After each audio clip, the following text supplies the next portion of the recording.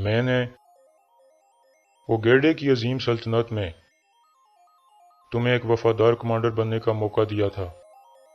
तुमने क्या किया? मुझे धोखा दिया। मुझे, नोयान को।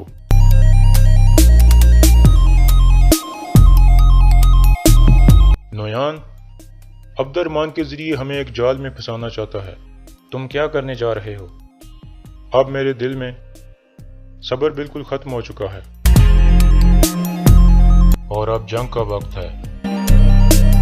अस्सलाम वालेकुम नाजरीन। इस किस्त के आगाज़ में कुछ सिपाही एक खेमे में बैठे होते हैं और बामसी खड़ा होकर एक मज़ाहिया वाक़या सुनाता है जब वो पहाड़ों पर मौजूद था, जिस पर सब हंसने लगते हैं। इतने में अर्तुल भी अहलत से वापस कबीले में पहुंच जाता है और उनके साथ बैठ जाता है। दुआन कुछ परेशान लग रहा था। अर्तुल पूछता है, खैर है दुआन, क्या हुआ? बामसी कहता है, इसको प्यार हो गया है भाई। फिर अर्तुल तुर्गत की तरफ देखता है। तुर्गत भी हाँ में सारी लाता है कि ऐसे ही है। फिर दरवेश कहता है कि हमारे पास एक मेहमान आया है और ये शायर है। अर्तुल उसे खुश आमदीद कहता है और उसे कुछ अशार सुनाने को कहता है, जिसके बाद वो शायर जंगजुओं और शहीदों के बारे में कुछ अशार सुनाता है। इतने में गायकली वहाँ पहुँचता है और अर्तुल को बताता है कि अब्दुर्रहमान ने खबर लाया है, जिसके बाद अर्तुल उठकर खेमे से बाहर आ जाता है। गायकली बाहर आकर अर्तुल को सब कुछ बता देता है। दूसरी तरफ सलजान अपने खेमे में जाकर कहती है कि मैं हार नहीं मानूंगी। इसके बाद वो अपने खेमे से निकलती है और गोंजा गुल के खेमे की तरफ जाती है। इस दौरान गोंजा गुल हायमा खातून के खेमे में सब के साथ बैठकर खाना खा रही होती है। इसके बाद अर्तुल हकीम अर्तुग के खेमे में जाता है और उसे अब्दुर्रहमान के बारे में बताता है कि वो वापस नोयान के पास चला गया है। हकीम अर्तुग कहता है, नोयान उसे मार देगा। अर्तुल कहता है, मेरे ख्याल में वो उसे मारेगा नहीं बल्कि तड़पाएगा, इसलिए अब वक्त आ गया है कि हम नोयान पर हमला करें। दूसरी तरफ अर्तुल के साथी भी अब्दुर्रहमान के लिए सख्त परेशान होते हैं। बामसी कहता है, अल्लाह जानता है कि नोयान अब्दुर्रहमान के साथ क्या करेगा। दुआन कहता है, अर्तुल भाई अब्दुर्रहमान को ऐसे ज़ाया नहीं होने देंगे और वो कोई ना कोई हल जरूर निकालेंगे। दूसरी तरफ सलजान छुपकर गोंजा गुल के खेमे में दाखिल हो जाती है ताकि वो कड़ा तलाश कर सके, जिसकी वजह से गोंजा गुल उसे ब्लैकमेल कर रही थी। सलजान खेमे की तलाशी लेना शुरू कर देती है। थोड़ी देर बाद खेमे के बाहर गोंजा गुल और गुंदोगदो पहुंच जाते हैं। खाना खाने के बाद गुंदोगदो उसे खेमे तक छोड़ने आया था। गोंजा गुल खेमे के अंदर दाखिल होने ही वाली थी कि उसे कोई बात याद आ गई और वो गुंदोगदो की तरफ मुड़ गई। सलजान को भी उसकी आवाज़ आ गई, जिसके बाद वो खेमे के अंदर एक तरफ छुप गई। इसके बाद गुंदोगदो गोंजा गुल को अल्लाह हाफिज कहकर चला जाता है। गोंजा गुल अपने खेमे में दाखिल हो जाती है, जबकि सलजान भी अंदर किसी चीज़ के पीछे छुपी हुई थी। इतने में गोंजा गुल को अपने सामान के साथ कुछ गड़बड़ लगती है और वो तेज़ी से उठती है, जिसकी वजह से रोशनी वाला दिया नीचे गिर जाता है और नीचे कालीन को आग लगना शुरू हो जाती है। गोंजा गुल उसे बुझाने की कोशिश करती है और सलजान इस मौका का फ़ायदा उठाते हुए उसके खेमे से बाहर निकल जाती है। सलजान वापस अपने खेमे में पहुंचती है और रोना शुरू कर देती है और गोंजा गुल पर सख्त गुस्से में होती है। इसी गुस्से में वो मेज़ पर पड़ी कुछ चीज़ें गिरा देती है। ऐन उस वक्त गुंदोगदो उसके खेमे में दाखिल होता है और उसे ऐसा करते हुए देख लेता है और कहता है, तुम तो अपने साए के साथ भी लड़ती रहती हो, अल्लाह तुम पर रहम करे। ये कहकर वो वापस चला जाता है और सलजान बैठकर रोने लगती है। गुंदोगदो वहाँ से हायमा खातून के पास जाता है और उनसे पूछता है कि नए रिश्तेदारों के बारे में क्या सोचा है आपने। हायमा खातून कहती हैं, गुमस्तेकिन महल में एक इज्जतदार ओहदे पर फायज है, जबकि गोंजा गुल से भी मिलकर मुझे खुशी हुई। लेकिन एक बात याद रखना, गुमस्तेकिन ने महल की हवा खाई हुई है, इसलिए महल के लोग बाद दफा वो नहीं देखते जो उन्हें देखना चाहिए, इसलिए तुम हमेशा अपनी आंखें खुली रखना। इतने में अर्तुल वहाँ पहुँचता है। हायमा खातून और गुंदोगदो उसे खुश आमदीद कहते हैं। फिर अर्तुल कहता है, मुझे कुछ ज़रूरी बात करनी है आपसे, जिसके बाद वो तीनों बैठ जाते हैं और अर्तुल अपनी बात शुरू करता है और कहता है, नोयान अब्दुर्रहमान के जरिए हमें एक जाल में फंसाना चाहता है। तुम क्या करने जा रहे हो? अब मेरे दिल में सब्र बिल्कुल खत्म हो चुका है और अब जंग का वक्त है।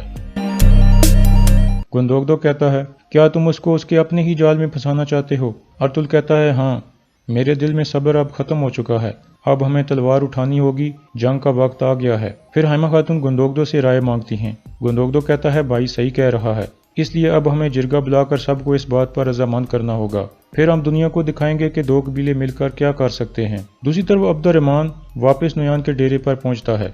नोयान उसी का इंतजार कर रहा था। अब्दुर्रहमान जैसे ही घोड़े से उतरकर आगे आता है, उसे मंगोल सिपाही चारों तरफ से घेर लेते हैं। अब्दुर्रहमान भी अपनी तलवार निकाल लेता है। لیکن تھوڑی سی لڑائی کے بعد وہ عبد الرحمن کو نیچے گرا لیتے ہیں اور اس کو قابو کر لیتے ہیں اور پھر نویان اٹھ کر آتا ہے۔ منگول سپاہی ایک طرف ہٹ جاتے ہیں۔ نویان عبد الرحمن کو کہتا ہے، میں نے اوگیڈے کی عظیم سلطنت میں تمہیں ایک وفادار کمانڈر بننے کا موقع دیا تھا۔ تم نے کیا کیا؟ مجھے دھوکہ دیا، مجھے، نویان کو۔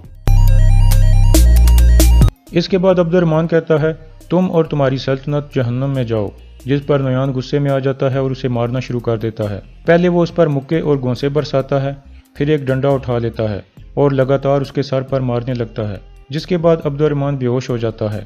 پھر نویان غصے میں کہتا ہے، میں ارطغرل کا اور اس آدمی کا سر ان کے قبیلے کے سامنے لٹکاؤں گا۔ اگلے دن قبیلے میں حائمہ خاتون دودرگا کے کچھ اہم لوگوں کو اپنے خیمے میں بلاتی ہیں۔ حائمہ خاتون کہتی ہیں، نویان سے اب حساب لینے کا وقت آ گیا ہے۔ پھر ارطغرل بولتا ہے اور ان کو اپنے منصوبے کے بارے میں بتاتا ہے اور کہتا ہے کہ نویان کرت بوغزی کے مقام پر میرا انتظار کرے گا۔ گمستیکن کہتا ہے، تمہیں کیسے پتہ چلا یہ؟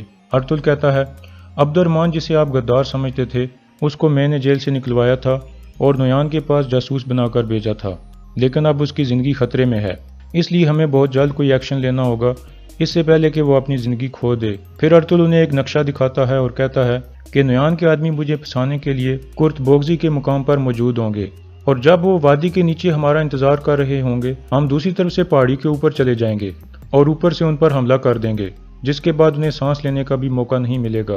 ٹویٹیکن کہتا ہے، میں آپ کے ساتھ ہوں ارطغرل بھائی، جس پر ارطغرل مسکرا کر اس کا شکریہ ادا کرتا ہے۔ گمستیکن کہتا ہے، یہ آسان کام نہیں ہے ارطغرل۔ اس کے بعد گندوگدو اپنا منصوبہ بتاتا ہے کہ جب نویان اپنے بہترین آدمیوں کے ساتھ کرت بوغزی کے مقام پر ہوگا، میں اپنے سپاہی لے کر نویان کے ڈیرے پر چلا جاؤں گا اور وہاں حملہ کر دوں گا۔ گمستیکن اس بات پر رضامند ہو جاتا ہے اور کہتا ہے، میں بھی اس جنگ میں حصہ لوں گا۔ اس کے بعد کرکٹ سردار کہتا ہے، پاک جنگ مبارک ہو۔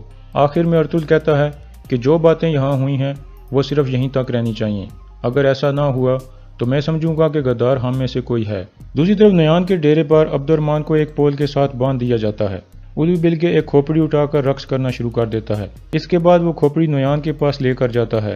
نویان اپنے ہاتھ پر خنجر مار کر خون نکالتا ہے اور کھوپڑی کے اندر نچوڑ دیتا ہے۔ اس کے بعد الو بل کے کچھ پڑھنا شروع کر دیتا ہے اور کھوپڑی والا خون آگ میں پھینکتا ہے، جس سے آگ بھڑک اٹھتی ہے اور الو بل کے اس آگ میں دیکھنا شروع کر دیتا ہے۔ دراصل وہ روحوں کی مدد سے نویان کی مستقبل کے بارے میں پتہ لگانا چاہ رہا تھا۔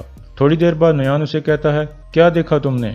الو بلگے کا سانس پھول جاتا ہے اور وہ رک رک کر بولنا شروع کرتا ہے اور کہتا ہے، ارطغرل ایک باز کی طرح تھا جس کے پار ٹوٹ چکے تھے، لیکن اب وہ پہلے سے بھی بہت مضبوط ہو گیا ہے اور وہ اپنے مضبوط پروں کے ذریعے تمہارے اوپر سے گزر جائے گا نویان۔ پھر آخر میں الو بلگے کہتا ہے کہ جب تک ارطغرل نہیں مرتا تمہاری کوئی جیت نظر نہیں آ رہی۔